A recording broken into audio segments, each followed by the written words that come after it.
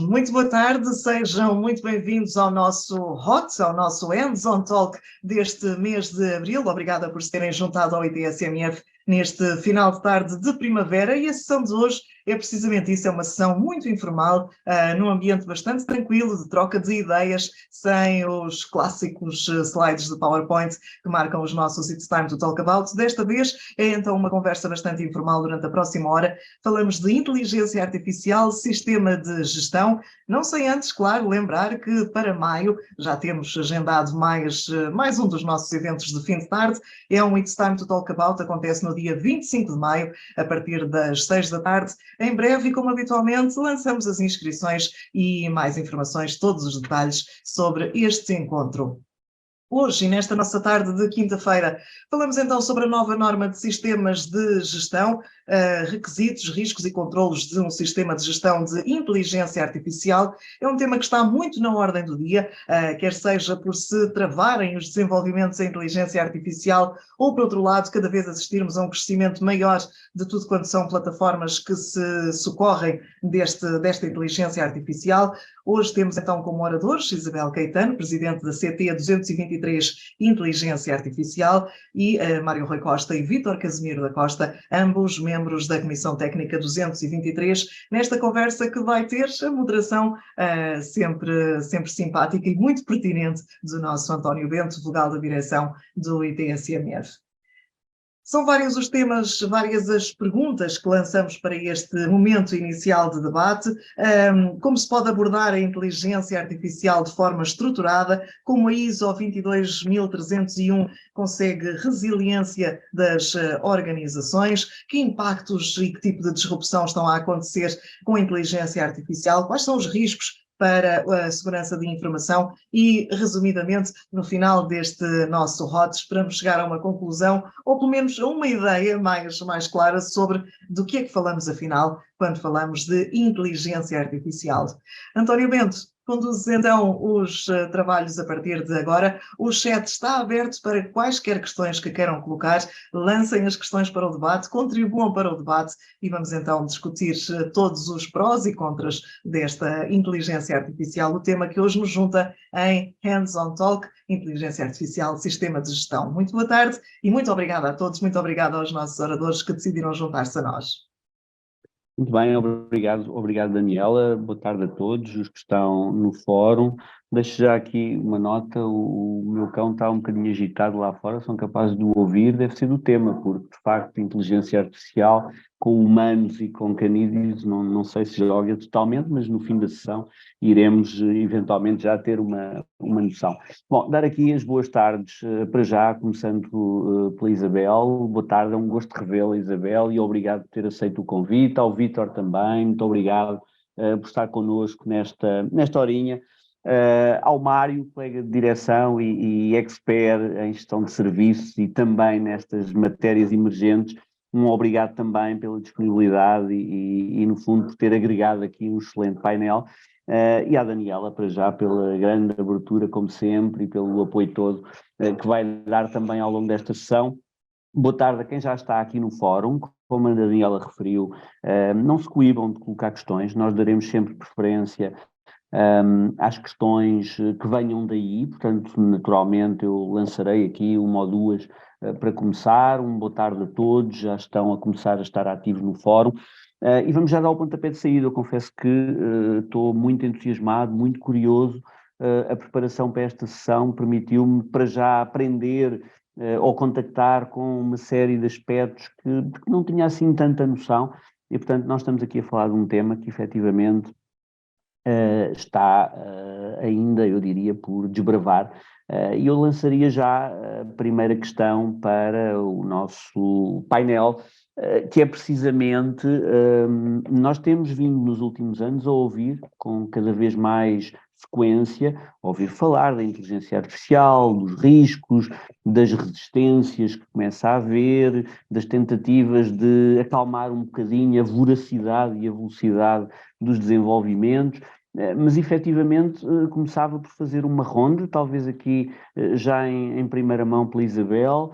De que é que estamos a falar, não é? O que é que isto efetivamente significa, a inteligência artificial, e qual é o mote aqui, em termos de conceito de base, para o nosso debate de hoje? Então, boa tarde a todos, obrigada pelo convite. É um gosto também juntar-me ao nosso organismo de normalização setorial para esta área em Portugal, o ETS-FMF. Esta é uma área, eu diria, emergente em termos de normalização, não só no país, mas também no estrangeiro, e foi com muito gosto que aceitei liderar este processo de lançamento da primeira Comissão Técnica Nacional nesta área, talvez porque, vindo do domínio da inovação, esta é realmente uma área desafiadora também em termos da ligação da inovação com esta necessidade de encontrar aqui alguns caminhos para um equilíbrio entre aquilo que são as novas soluções baseadas em inteligência artificial com realmente a gestão de riscos que podem surgir de uma má governança, digamos assim, da inteligência artificial. E esse é desde logo um tema que me parece muito interessante termos como pano de fundo do nosso debate também, que é o que é isso da governança da inteligência artificial, quer numa lógica mais global, quer numa lógica organizacional, e por isso a importância desta norma, a que também iremos dar alguma atenção, que é a ISO 42001. Mas, voltando um bocadinho atrás, então o que é isso da inteligência artificial? Portanto, nós costumamos dizer que há múltiplas definições para tudo, e realmente também para a inteligência artificial, e é um domínio que, apesar de agora estar a ser mais discutido, já há muito tempo que tem investigação científica e muito trabalho académico em torno das várias ramificações daquilo que constituem as técnicas e as abordagens de inteligência artificial em muitos países, incluindo em Portugal. Tem uma excelente comunidade científica neste domínio, com vários peritos mundialmente reconhecidos, e a quem eu queria desde já deixar aqui também uma palavra, porque estando nós num domínio de normalização, é muito importante ligar-nos a quem, do ponto de vista científico, tem feito mais trabalho no país. Também dizer que uma possível definição é nós irmos às próprias normas, não é? E, portanto, para os curiosos, todos os conceitos estão normalmente disponíveis na plataforma ISO, que é acessível e que não é paga, portanto podem lá ir e colocar Artificial Intelligence e têm o acesso às várias definições que já estão a ser utilizadas em várias normas publicadas pela ISO. Mas, muito resumidamente, eu até tenho aqui uma cábula de uma das definições que diz precisamente que é a capacidade.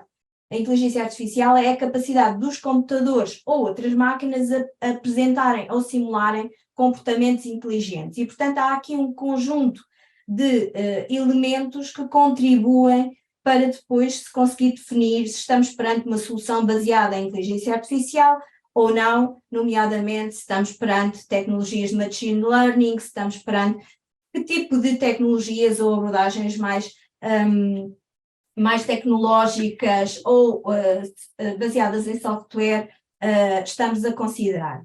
E esses temas estão a ser desenvolvidos para responder a determinados inputs e utilizarem determinado conjunto de dados que, por sua vez, e por isso falamos em riscos, que por sua vez podem eles próprios incluírem ou estarem a ser desenhados com base em elementos que também trazem algum enviesamento dos dados, e daí falarmos em riscos, e daí falarmos numa série de outras ameaças à boa utilização ou benefícios potenciais que as soluções baseadas em AI podem trazer. Portanto, eu diria que há aqui um conjunto de desafios que nós podemos endereçar no nosso debate, não só em torno do conceito, mas sobretudo em termos de todo o ciclo de desenvolvimento das próprias soluções baseadas em AI e também naquilo que diz respeito às utilizações dessas soluções, porque podemos estar a falar de uma organização que está a desenvolver tecnologias ou soluções AI, mas também podemos estar a falar de uma organização que vai utilizar essas soluções, ou podemos estar a falar de uma terceira parte ou de um utilizador final que vai ser impactado por todos esses desenvolvimentos. Portanto, os desafios são múltiplos, e eu acho que estamos perante uma disrupção em termos de funcionamento da sociedade, mas também de funcionamento da economia, porque as transformações são profundas, e quando estamos perante transformações tão profundas do ponto de vista tecnológico, eu penso que estamos sempre a falar de reorientar o nosso modelo de sociedade, e por isso acho que estamos também perante aqui uma disrupção naquilo que eram as nossas premissas de funcionamento em termos sociais.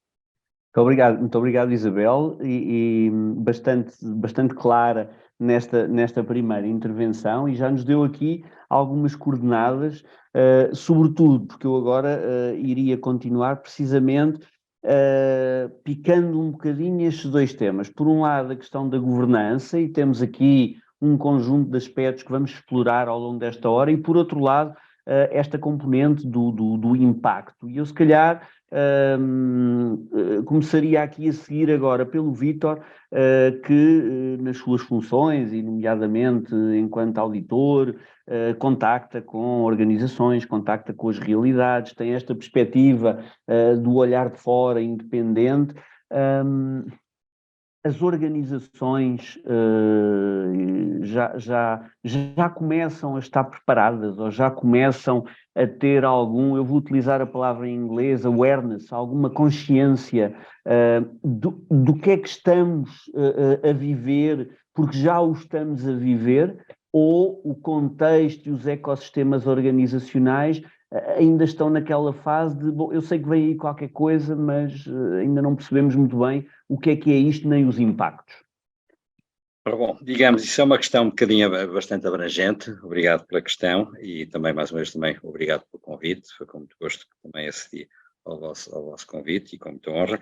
Relativamente ao que me coloca, é uma questão bastante abrangente, porque efetivamente temos um leque de organizações que realmente ainda não estão awareness, mas há outras que sim, que já estão e estão bastante, e estão a acompanhar a passo e passo estas questões. Agora, o tema em si, é evidente que os níveis, quando estamos a falar em gestão do risco, estamos a falar em incertezas, não é? Associadas à gestão do risco. E uma das questões que efetivamente nós temos aqui na inteligência artificial é que quando estamos habituados a fazer uma gestão do risco com base em certezas, numa perspectiva mais tradicional, estamos a ligar acontecimentos já vividos ou já experienciados, a probabilidade deles acontecerem ou não, portanto, onde estamos, enfim, o fator desconhecido tem a ver com questões que desconhece mais se vai acontecer ou não, mas o que vai acontecer mais ou menos sabe-se, porque já aconteceu aqui ou ali, não é? Portanto, os níveis de incerteza existem sempre, mas efetivamente temos aqui um cenário mais de enquadramento de vários eventos. No caso da inteligência artificial, efetivamente temos aqui uma subida exponencial na incerteza, o que efetivamente, digamos que quase que será uma caixa de Pandora, não é? Portanto, ou seja, o que é que vai daqui sair, o que é que vamos ter, o que é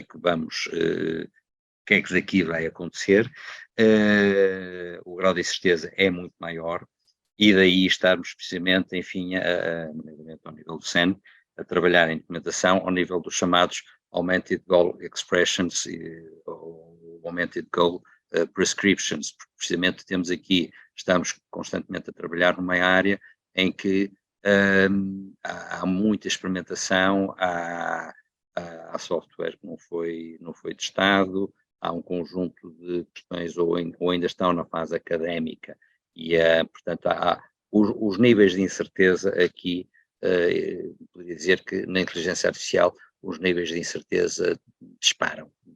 Portanto, será, em termos gerais, se calhar acho que é de uma forma muito prosaica, se calhar, mas efetivamente temos aqui uma subida exponencial dos níveis de incerteza.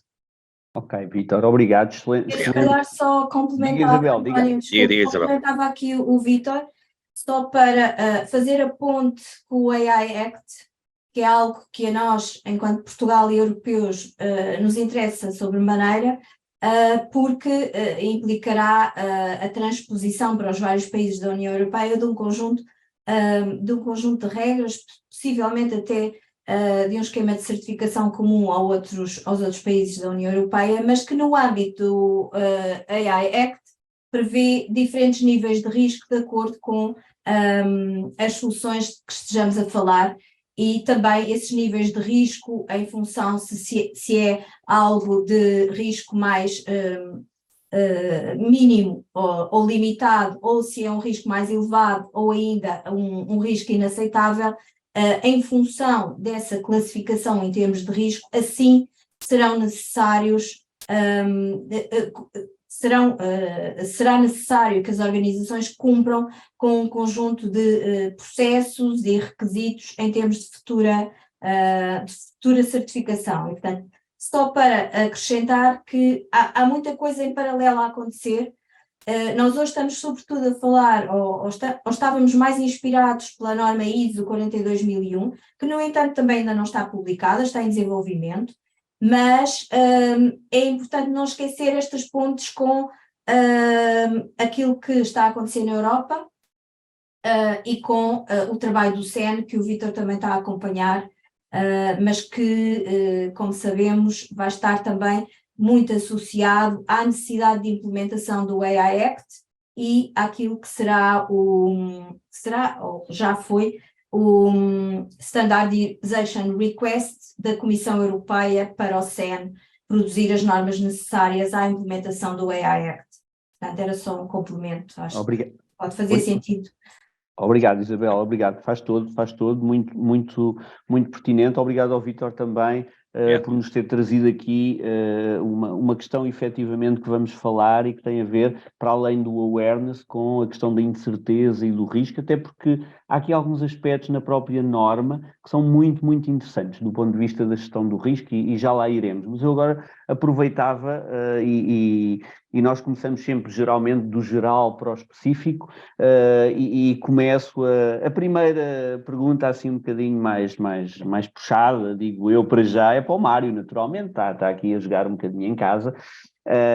E vem na sequência das duas primeiras. No fundo, a Isabel trouxe-nos aqui a questão da inteligência, das inteligências associada ao conceito, às abordagens. Nós estamos a falar, Mário, numa fase, para já, dado que estamos com uma incerteza elevada, dado que estamos aqui em ecossistemas que estão a emergir muito rapidamente, e quiçá sem o controlo, eventualmente, como estas coisas sempre acontecem no início. Estamos a falar de uma era em que, neste momento, as ferramentas, as tecnologias, as abordagens da inteligência artificial estão ao nível dos dados e, eventualmente, de alguma informação, ou já nos permitem ter aqui alguma garantia de gestão de conhecimento. Porque a questão da gestão de conhecimento é muito transversal, como sabemos, a vários referenciais normativos, nomeadamente à nossa ISO 20000. E, portanto, nós já estamos num patamar em que o que existe já nos permite gerir aqui algum conhecimento para nos ajudar a reduzir aquela incerteza que o Vítor falava, ou ainda estamos numa camada de dados que está a fazer o seu caminho e ainda temos aqui um longo caminho até chegar à informação, ao conhecimento e a ter aqui práticas mais consolidadas. Ok, boa tarde, António, boa tarde a todos. Pegando enfim, na questão e continuando com o que já aqui foi dito, só dois pequenos complementos. De facto, a norma, isso é importante dizer, ainda não está publicada, não é uma ISO, está em desenvolvimento, mas está já numa fase final. Portanto, estamos a falar de uma versão DIS, Draft International Standard, eu diria que está a sair do forno. Eu acho que a incerteza de que o Vítor fala, a área, estamos a falar de risco. E o risco terá provavelmente mais a ver, não com, enfim, a tecnologia, as ferramentas estarem tão desenvolvidas quanto deviam ser, até a qualidade dos dados que se usa e a precisão dos mesmos, mas uma vez mais com as pessoas. E quando eu digo uma vez mais, como tu falaste na ISO 20000, na ISO 27001, se quisermos, que tem a ver com segurança da informação, como todos nós sabemos, por muita tecnologia que tenhamos, normalmente, maioritariamente, o elo mais fraco acaba por ser a pessoa ou as pessoas. Portanto, eu diria que nós fomos surpreendidos com uma utilização prática bastante evoluída da inteligência artificial. Já temos aqui algumas reações, desde o pedido de suspensão até um pedido de proibição, e é talvez muito interessante, eu imagino que se vai falar mais à frente, da futura regulamentação que vai acontecer, quase necessariamente, porque, precisamente por causa destes riscos, precisamente porque há um conjunto de incertezas e porque há um conjunto de princípios que estão ameaçados. Há um muito simples, de privacidade, aliás, a proibição veio por causa disso. Portanto, digamos que aqui as normas, também como a Isabel falou, são, digamos, uma base muito, muito forte, muito importante da própria regulamentação. Se quiserem, hoje a ISO 27001, segurança da informação, ou a ISO 13485 em dispositivos médicos, fazem parte do texto de regulamentação europeia. Portanto, para darem aqui uma solidez naquilo que se pretende que seja, enfim, já foi falado aqui em governança ou governação, no fundo a sistematização, uma abordagem holística das organizações e das pessoas a um tema que normalmente é complexo e, portanto, tem seguramente risco, mas ainda vamos falar mais um bocadinho sobre isso. Muito bem, muito obrigado Mário, por esta primeira nota. E agora voltava aqui à Isabel para falar um bocadinho de governança, precisamente, e para tentar perceber da vossa experiência, não só na Comissão Técnica, mas também enquanto profissionais que se movimentam por vários ecossistemas, como é que as organizações se estão a estruturar do ponto de vista da sua governança, das suas estruturas, das suas dinâmicas? Como é que as organizações se começam a estruturar e se já começamos a assistir, por exemplo, à emergência do Artificial Intelligence Officer, por exemplo, não é? Porque nós temos o CEO, qualquer coisa EO, temos muitos EOs, não é? Nas organizações, já temos o Chief Happiness Officer, não é? O CHO, etc. Já começamos a ter estruturas que começam a endereçar esta componente da governança nas organizações, precisamente pelos desafios do risco, do ponto de vista ético, do ponto de vista da privacidade, da gestão das pessoas, da relação com o ecossistema e não apenas dos tecnológicos, ou ainda estamos em, vamos dizer, projetos, incubadoras dentro das próprias organizações que ainda estão a explorar um bocadinho o que é isto no dia-a-dia? Bom, deixa-me só voltar um bocadinho atrás também para explicar, para estimular todos os nossos participantes que há imensa documentação em organizações credíveis e relevantes neste domínio. Estou a pensar na Unesco, que desenvolveu uma recomendação e está com uma série de trabalho feito nesta área. Estou a pensar na OCDE, estou a pensar na própria Comissão Europeia, que tem um conjunto já de trabalho feito, e o Joint Research Center acabou de publicar uma análise das normas do I3Es, portanto, as normas que foram desenvolvidas e que estão, sobretudo, a ser promovidas pelo I3Es a partir dos Estados Unidos, mas também com impactos na Europa. E o Joint Research Center fez essa análise comparada das várias normas. Portanto, há muita informação que pode estar acessível para uma maior compreensão de tudo o que está em causa neste momento. O outro aspecto era dizer que em colaboração com a Agência Nacional de Inovação e o ETSF-EMF, temos um plano de trabalho e, portanto, estejam também atentos a outros workshops e webinars nestes temas. E não esquecer que nós temos, neste momento em Portugal, 2 grandes projetos apoiados pelo PRR na área de inteligência artificial e que estão agora a ser lançados. Um deles que diz respeito ao Center for Responsible AI, liderado pela Anbabel, com um conjunto de parceiros muito significativos. Por outro lado, temos também a Associação Portuguesa de Ética, que também está a trabalhar nos temas da ética, que é uma palavra extremamente importante para a nossa discussão de hoje e que acho que ainda não nos referimos a ela, e que tem a ver precisamente com a questão que o António me colocou, a questão da governança, ou do governo das sociedades, pronto, cada um utilizará o termo que entender, mas no fundo nós estamos aqui a falar de assegurar que na área de AI temos uma governação responsável.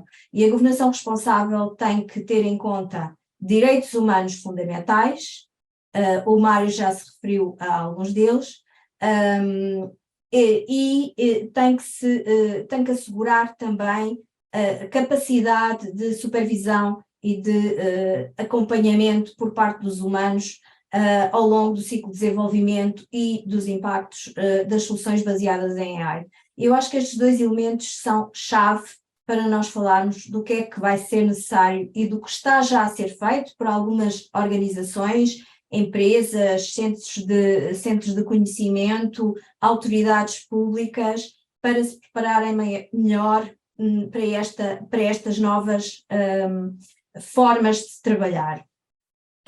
E aqui eu gostava de falar, em primeiro lugar, da importância dos princípios, a que o Mário também já se referiu, e esses princípios relacionam-se com princípios de confiança, princípios de privacidade, princípios de transparência, segurança, como também já foi referido, a questão da fairness, que eu nem sei muito bem como é que a gente consegue traduzir a amplitude do conceito, mas ter a certeza que na organização nós baseamos o sistema de gestão como um todo ou parcial, quando falamos, por exemplo, se quisermos aplicar a 42.001, com esses princípios em pano de fundo. E por isso é que a política que nós vamos encontrar nesta norma também continua a ser importante, tal como noutras, mas nesta também é importante, e por isso é que todo o capítulo da operacionalização também acaba por ser muito relevante para assegurar que existem práticas e rotinas estabelecidas por via, por exemplo, de auditorias ou outras práticas que conseguem assegurar precisamente o cumprimento e a salvaguarda desses princípios fundamentais. E o interessante disto também, penso eu, e agora num registro mais informal, é que nós, quando pensamos em inteligência artificial, estamos a sentir a necessidade de voltar a pensar nos direitos fundamentais. Eu acho que essa é uma vantagem enorme, uma oportunidade única, que é, porque nós temos necessidade de repensar nos direitos fundamentais, estamos a sentir precisamente o peso ou o impacto que esta transformação nos vai trazer, nos está a trazer no dia a dia das nossas vidas, com as implicações para as interações, para o modo de trabalhar, para o modo de vida em sociedade. Portanto, esses aspectos eu penso que são críticos e que, por serem tão transformadores, vão, na minha opinião, vão fazer com que organizações, mesmo aquelas que não estão a desenvolver tecnologias ou soluções baseadas em AI, mas vão, pelas transformações que estão a ocorrer na sociedade, vão ter necessidade de revisitar todo o seu modelo de governação, porque os seus colaboradores têm que ter mais competências de modo a conseguirem entender as implicações de tudo o que está a acontecer à nossa volta, vão ter que ter mais treino e capacitação, e as equipas das organizações também têm que ser pensadas tendo em conta estes novos desafios e estas dimensões éticas de que estamos a falar. Portanto, a ética é uma palavra-chave também nesta transformação, e eu acho que a governança responsável na área de AI terá em conta não só esses princípios, mas também esta transversalidade do que é a ética nas organizações, em especial quando pensamos nos impactos das soluções baseadas em AI. Obrigado. A organização tem aqui um desafio profundo, quer do ponto de vista interno, quer do ponto de vista da sua inserção no contexto externo e na relação com todos os stakeholders que têm necessariamente que ser tidos em conta nestes temas da inteligência artificial, devido às utilizações, devido aos potenciais riscos potenciais ou reais, etc. E, portanto, todos os stakeholders têm que ser considerados desde o início na organização, porque são parte integrante do sistema de gestão da inteligência artificial também.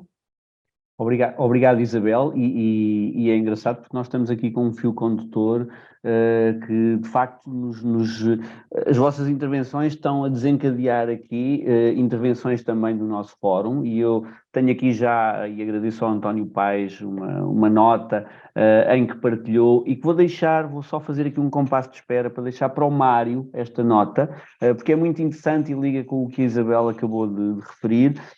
Mas antes fazíamos só aqui uma passagem pelo Vítor e pela questão da gestão de risco, porque efetivamente o risco e a abordagem pelo risco está presente aqui em toda a norma, não é? É claro, e a determinada altura fala-se aqui em duas componentes, o risco aceitável, ou o que é o risco aceitável neste contexto, e depois os sistemas de assessment ao impacto e as metodologias de assessment ao impacto da inteligência artificial, onde se toca aqui, por exemplo, nas questões do bem-estar, nas questões dos direitos universais, nas questões... E mais em concreto, a minha pergunta é como é que nós estabelecemos aqui as fronteiras entre o que é que são riscos aceitáveis e como é que medimos, avaliamos e tratamos o risco associado aqui aos direitos humanos, associado ao bem-estar das populações, associado à própria sociedade, quando a sociedade ou as sociedades têm culturas diferentes, têm valores diferentes, têm formas diferentes de entender estes próprios conceitos de bem-estar e de direitos humanos, etc. Portanto, onde é que nós nos podemos guiar por aqui? António, obrigado pela questão, é extremamente pertinente, mas vou-lhe já dizer que não lhe vou dar nenhuma resposta objetiva, como será de esperar. De qualquer forma, eu gostaria de pegar nas palavras da Isabel, e é claro que a questão da ética é uma questão que é crítica, que é fulcral, mas também temos questões, e aprende-se um bocadinho também com esta questão que o António está a colocar, exatamente as questões, por exemplo, de moralidade, as questões também da cultura, não é? A própria cultura, porque isto é feito por pessoas, apesar de tudo, são pessoas que trabalham os algoritmos, são pessoas que vão, portanto, temos, enfim, muita gente a investigar, e também essas pessoas têm as suas moralidades, têm a sua moral, têm a sua cultura, não é? E também que podem, enfim, no sentido positivo, no sentido negativo, pode ser bom, pode ser mau, enfim, até que ponto é que é bom essa influência dessa cultura em determinada população, pode ser boa ou pode ser má. Eu posso lhe dar um exemplo de situações, por exemplo, a nível por exemplo, uma plataforma que está nas bocas do mundo, o ChatGPT, não é, por exemplo, em que temos, enfim, isso vai ser uma dor de cabeça cada vez maior para os professores, por exemplo, para, nomeadamente, ensino superior, mas há aqui uma questão que, enfim, já alguns, pelo menos alguma percepção que eu vou tendo, é que há aqui, por exemplo, no ChatGPT, relativamente a certos temas, há aqui um mainstream, ou seja, aparentemente são, e acontece também com o Midjourney, por exemplo, ao nível até da arte, ou seja, as questões não são tão inovadoras como isso, porque estão influenciadas precisamente por quem lá está e por quem alimenta precisamente o chat, e aquilo tende a ir para o mainstream e as coisas poderão até, o resultado, enfim, a expectativa ser exatamente oposta àquilo que nós prevemos. Por exemplo, no Midjourney temos, onde temos, portanto, desenvolvimento prontos para, em termos de arte, enfim, há artistas que, por exemplo, veem ali uma fonte de inspiração para isto, há outras que veem um negócio, pronto, pá, meto lá portanto, um conjunto de requisitos, faço o meu pronto e tenho logo, pronto, quase instantaneamente ali um conjunto de retratos, de figuras que posso vender. É evidente que há uns que veem nisto um risco, bom, vai acabar o meu trabalho, vou ficar sem trabalho, não é? Há outros que veem nisto, como a minha mulher, por exemplo, tem feito, passa a vida agora a experimentar isto e aquilo, anda encantadíssima e a tirar ideias, ela anda deliciada, tem colegas dela que deitam as mãos à cabeça, a minha vida, portanto, como pintor vou parar ao desemprego, se isto era difícil, agora ainda vai ficar pior. Portanto, como vem esta questão dos riscos, tem abordagens, e lá está, isto tem a ver também depois com as questões culturais, para além das questões éticas, as questões culturais, as questões morais, também têm uma influência muito grande. Aliás, a questão dos direitos, por exemplo, uma das minhas propostas nos trabalhos da 42.001 foi à semelhança do risk-based approach, termos uma abordagem mais robusta numa perspectiva de rights-based approach, não é? Portanto, que é efetivamente uma questão que cada vez nos preocupa mais, é a questão exatamente do respeito dos direitos, e aqui também a questão dos direitos das culturas, enfim, a aculturação tem sempre estas duas leituras, tem sempre a perspectiva boa e a perspectiva e outro lado. Portanto, temos aqui estas questões que são também desafios que temos aqui, que nos traz a inteligência artificial, pela abrangência que ela nos vem trazer. Muito obrigado, Vítor, e é precisamente nesse aspecto, ligando agora com o que o António Paes nos deixou aqui no fórum, eu agora aproveitaria, obrigado António, aproveitaria para colocar a próxima questão ao Mário, suportada aqui nesta nota. Portanto, diz-nos o António que tem cada vez mais consciência que o tema não deverá ou não poderá ser de domínio absoluto por ninguém, a bem de todos nós, da humanidade, deveria até ser proibido criar modelos destes em domínio fechado, porque o potencial para criar o caos é grande e poderia desencadear aqui, efetivamente, a manipulação em cadeia, a manipulação em massa. E, portanto, devia haver aqui uma participação mais abrangente, uma participação na criação de inteligência artificial em consensos gerais, partilhados, e, ao mesmo tempo, combater-se o isolamento, não é? Portanto, a ideia e o modo que o António nos deixa aqui é: todos juntos somos mais fortes. E, efetivamente, pegando nesta ideia de força, de que temos aqui um grande desafio e um potencial momento, como a Isabel disse logo no início, uma potencial disrupção, não é? Uma ruptura de paradigma aqui em termos societais e etc., em termos da própria humanidade. A minha questão, Mário, é... falámos aqui em ética, o Vítor trouxe-nos aqui a questão do Rights-Based Assessment, para complementar, de facto, o conceito mais clássico do Risk-Based Assessment, mas vivemos numa sociedade em que, por outro lado, existe aqui cada vez uma abordagem menos crítica, em termos de sociedade global, a muitos fenómenos, porque, efetivamente, há aqui uma espécie de, não sei se padronização, normalização, o que queiramos chamar, em que existe menos essa abordagem crítica. O espírito científico, às vezes, anda ali um bocadinho pelas ruas da amargura, não é? Porque temos fake news, temos a crítica fácil, sem ponderar os factos, sem ponderar os dados. Portanto, onde é que nós estamos aqui no meio, em que, de repente, se exige de todos nós um espírito efetivamente mais crítico, mais participativo, de co-criação, e eu diria de coopetição, não é? Em vez da competição, mas por outro lado há aqui forças sociais que começam a puxar, ou parece estarem a puxar para o outro lado, para o lado do individualismo, para o lado do isolamento, e para o lado do acrítico. Muito bem, António, pego nisso e pego aqui na ideia de evitar domínios fechados, portanto, que houvesse aqui uma plataforma dominante, fechada. Já foi tentado no software, enfim, poderíamos tentar outra vez, mas não sei se o vamos conseguir. Aqui também a ideia do caos, de facto, estamos a entrar num novo mundo, novas possibilidades, imensos riscos, princípios, enfim, facilmente podem violar princípios e direitos humanos básicos, e, portanto, podemos, de facto, entrar aqui num caos. Mas sendo esta uma área nova e um mundo novo, eu diria que vamos ter as ferramentas velhas para lidar com este mundo novo. O que é isto das ferramentas velhas? Reparem, eu há pouco falei da privacidade, não deixa de ser um princípio. Como é que as pessoas e as empresas respeitam este princípio? Por enforcement, por regulamentação.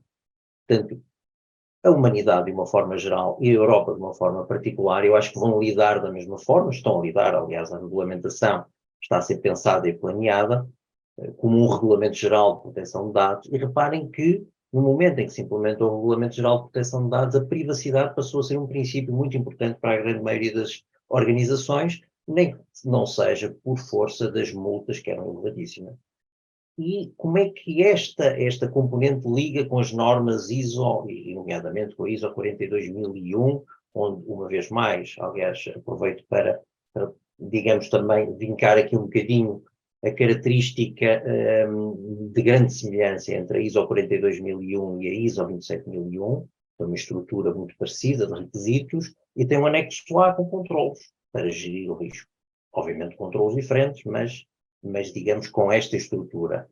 E também lida com a privacidade, ou a 27701 que lida com a privacidade e com controlos, e que hoje, de alguma forma, esta ISO 27701 ganhou importância por força também da obrigatoriedade do Regulamento Geral de Proteção de Dados e das organizações e das pessoas se entenderem, respeitando este princípio. E aqui eu acho que é um pouco a mesma coisa. Portanto, nós vamos evitar o caos. Eu tenho uma ideia positiva sobre o assunto, não quer dizer que não possam haver aí algumas questões pelo meio, alguns problemas, tentativa e erro, mas eu acho que a regulamentação, nomeadamente europeia, nós aí acho que somos digamos, um pouco mais avançados do que o resto do globo, vamos ter uma regulamentação que, de alguma forma, vai se suportar as próprias normas de sistemas de gestão, as próprias abordagens de governação e orientar, enfim, os próprios C-level, que aqui se falava, e que ainda não existem, mas que existem. Hoje existe um CISO e o CIO, porque o DPO, enfim, tudo lugares que apareceram, que foram criados, fruto da preocupação e da necessidade da emergência de lidar com estes assuntos a um nível, digamos, muito elevado. E eu acabava só dando uma nota mais positiva, porque temos falado aqui das grandes preocupações, mas eu vejo aqui enormes oportunidades com a inteligência artificial, nomeadamente processos preditivos, por exemplo, naquilo que nos preocupa tanto hoje em dia, como as ameaças no ciberespaço, ou ainda, se quiserem, vigilância, por exemplo, nos aeroportos, a possibilidade de prever o comportamento de alguém que tem, enfim, qualquer intenção maliciosa, ou ainda, e finalizo, António, na área da medicina, que é uma área onde existe imensa informação, portanto, o contexto pura excelência da inteligência artificial e poucos recursos. E, portanto, eu acho que vamos assistir a enfim, coisas muito úteis, muito interessantes, muito boas nesta área da medicina. Pronto, espero que as tentativas, erros e as falhas, enfim, não custem muitas vidas, mas acho que vão ser coisas muito boas. António. Muito bem, Mário, muito obrigado aqui pelo enquadramento. Eu aproveito, o tempo passa rápido e temos aqui 15 minutos ainda para debater, mas aproveito para dizer aqui à nossa audiência que daqui a pouquinho vão ter o nosso survey habitual com 2 questões para nos darem algum feedback, que é sempre importante para melhorarmos naturalmente no ciclo da nossa melhoria contínua, de evento para evento. Entretanto, o António Paes diz que, aqui no fórum, voltou-nos a dizer que ainda por cima o texto foi escrito por um humano. Não sei, António, isso teríamos que fazer aqui um escrutínio, não é? Teríamos que passar aqui um algoritmo para perceber se foi efetivamente. Muito bem. E deixa-nos aqui uma outra questão, e eu aproveitaria para passar aqui para o Vítor. Deixa-nos aqui uma outra questão, que é: a regulamentação só irá funcionar em geografias isoladas, portanto, aqui na sequência do que o Mário refere. Imaginemos uma tecnologia destas em que começa a própria tecnologia a usar os computadores em todo o mundo, como se fosse um vírus, mas sem o fator destrutivo, etc., com uma força descentralizada. Como é que temos um software de controle por enforcement para poder controlar isso? Ou será que poderemos ter, ou será que já temos tecnologias emergentes que nos dão algum consolo para gerir este risco e esta incerteza tão grande? Vítor. Ora bom, sob o ponto de vista técnico não lhe posso adiantar muito, mas relativamente à questão que estamos a abordar, e pegando até nos contributos do nosso ouvinte que nos está a acompanhar, aqui, embora entenda a questão de, se calhar todos juntos aqui, não somos mais fortes. Exatamente, vem de acordo com aquilo que agora refere, porque podemos não ser mais fortes, podemos ser mais fracos. Porquê? Porque, efetivamente, uma influência, nós podemos estar aqui a fazer, por exemplo, a nível da Europa, portanto, um conjunto de regulamentações bastante boas, digamos assim, mas, efetivamente, o mundo não é estanque, não é? Portanto, poderemos ter, enfim, e nesta área as questões são muito mais abertas, digamos assim, e se vamos aqui, portanto, é uma equação bastante difícil. Acho que deveríamos estar todos alinhados, mas a nível global, não é? Porque a Europa, enfim, ainda para mais a Europa vai tendo cada vez menos influência, não é? Pelo menos, enfim, as perspectivas não são famosas, não é? Portanto, eu tenho alguns receios sobre isso, e nomeadamente daqueles exemplos que eu vos dei, quando, enfim, o conjunto e a disseminação aborda, portanto, abrange, nivela por baixo, muitas vezes acontece, aliás, nomeadamente nos mídia, enfim, o que vemos, o que vende mais geralmente são os programas de menor qualidade, não é? Isto pode acontecer no AI também. Portanto, aqui a questão isto é uma questão bastante complexa, o risco é elevado. Como geri-lo, sinceramente, não sei, não é? Acho que ninguém sabe, não é? Portanto, estamos todos a aprender, e se alguém disser que sabe, eu se calhar desconfio, mas efetivamente é uma questão preocupante. Muito obrigado. Obrigado, Vítor. Isabel, tocou aí num ponto, obviamente, e aproveitando, temos aqui uma das experts na gestão da inovação. Foi aí que eu a conheci há uns anos, e, portanto, noutro contexto muito agradável também, académico. Basicamente, há aqui uma relação, como a Isabel referiu, há uma relação quase natural entre a gestão da inovação e a gestão dos sistemas de inteligência artificial, ou pelo menos a utilização das ferramentas da inteligência artificial.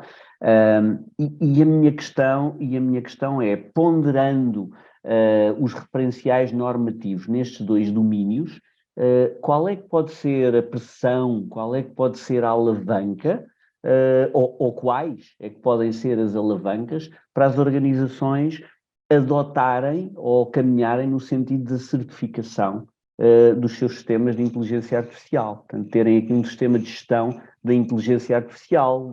Vão lá porquê, não é? Porque é que vão caminhar neste sentido? Pronto, é realmente uma questão muito abrangente.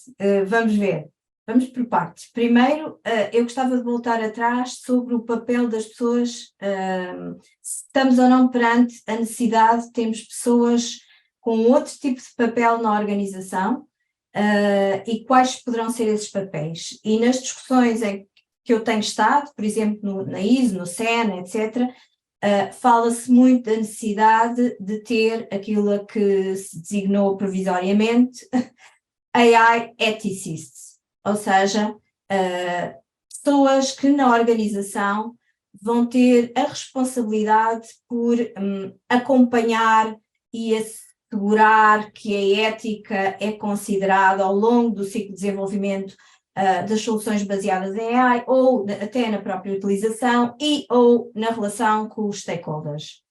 Pronto, e esse é um novo perfil profissional que não existe e que está a ser discutido também nestes comitês técnicos internacionais. Há quem já tenha trabalhado para definir melhor o perfil, as competências, como é que se poderá, inclusive, certificar pessoas com esse perfil. Portanto, isso está em cima da mesa neste momento, esse papel.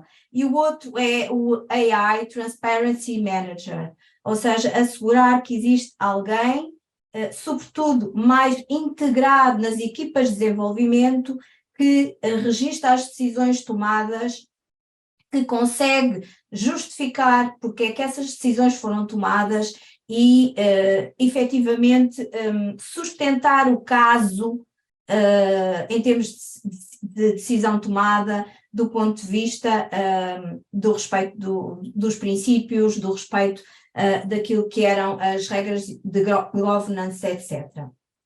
Segundo ponto, relativamente à ligação entre inovação e AI.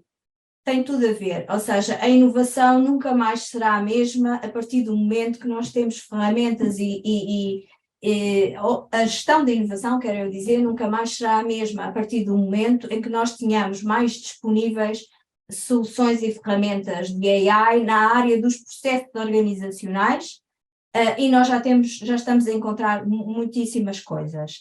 Por outro lado, a AI vem acelerar a inovação em muitos domínios. O Mário ainda há bocado falou, por exemplo, da saúde, é um domínio absolutamente crucial, mas eu diria que há outros desafios societais, desde logo o ambiente, segurança, etc., que vão trazer esta relação muito próxima entre inovação e inteligência artificial como uma relação incontornável no futuro.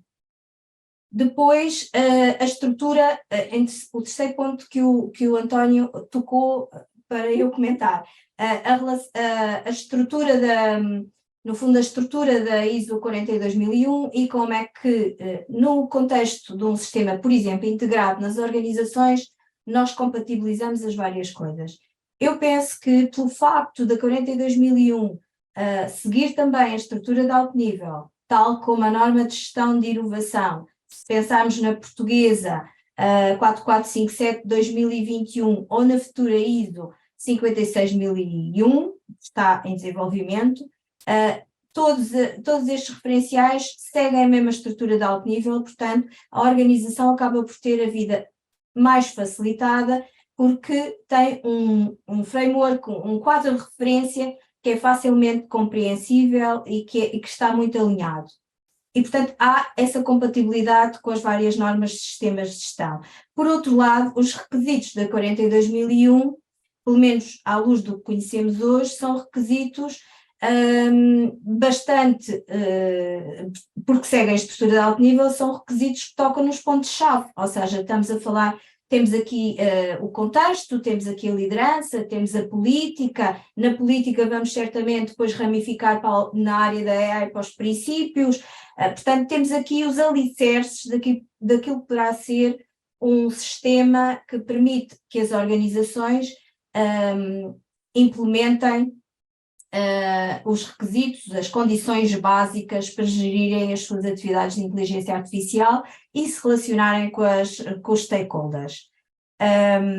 Agora, eu gostava só de sumariar, na minha perspectiva, aquilo que são atividades-chave que qualquer organização, independentemente da sua maior ou menor ligação ao tema da AI, deve começar a pensar. Do que eu conheço, do que tenho ouvido nas discussões internacionais, no CEN, na ISO, eu diria que há aqui várias etapas, e a primeira é cada organização começar a fazer um pré-assessment, uma pré-avaliação, um diagnóstico de como é que qual é o seu grau de maturidade em termos de compreensão do que é a inteligência artificial, do que é que pode surgir e que vai surgir, pode impactar a sua atividade, e como é que está preparada em termos internos e em termos de competências das suas pessoas, dos seus processos organizativos para esse tipo de desafios. Depois, analisar o desempenho da organização, no caso das empresas que já desenvolvem soluções baseadas em AI, e analisar o seu desempenho à luz destes requisitos que começam a surgir, e também já há vários diagnósticos online, inclusive gratuitos, que permitem um primeiro diagnóstico, uma primeira fotografia do que está a acontecer.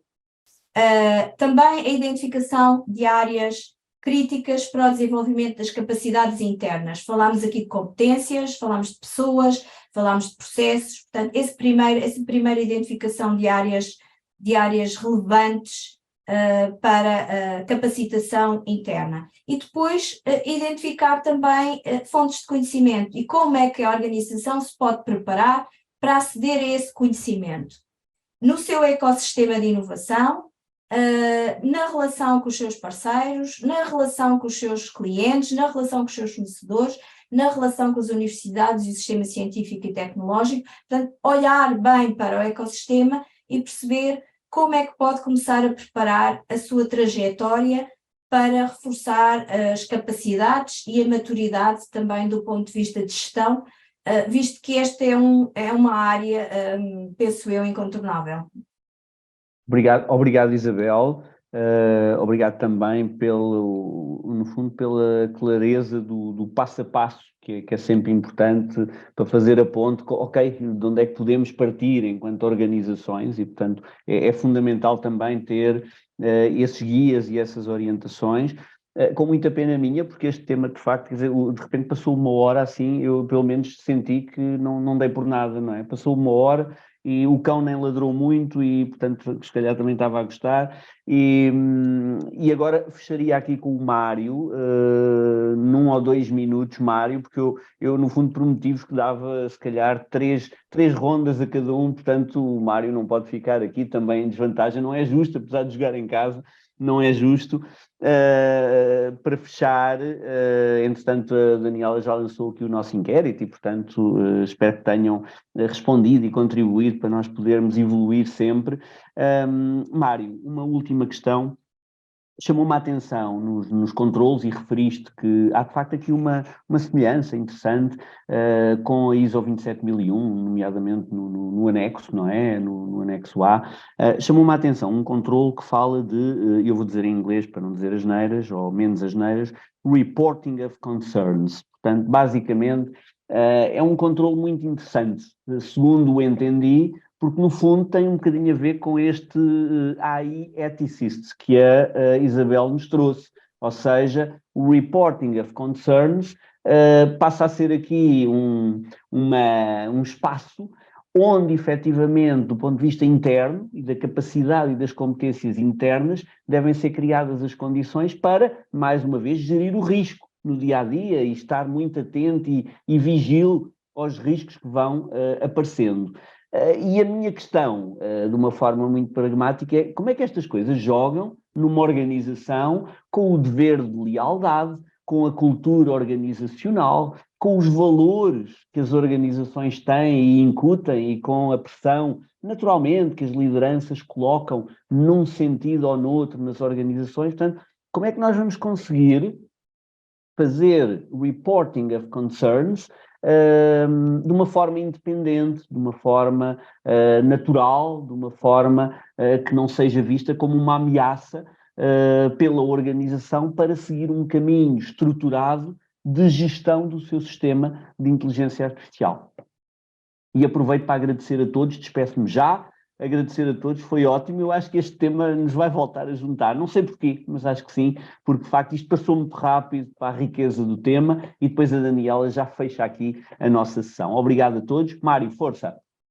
Ok, então pegando na tua pergunta, que é bastante precisa, nós ainda estamos numa área nova e essa é claramente, o Report of Concern, é uma abordagem nova, uma coisa nova, não é a mesma coisa que o controle de dados dos sistemas de IA, enfim, que se pode comparar com backups e com redundâncias da 27001, é uma coisa mais linear, mais perceptível, mas estamos numa área nova, mas que talvez não seja assim tão nova, comparando com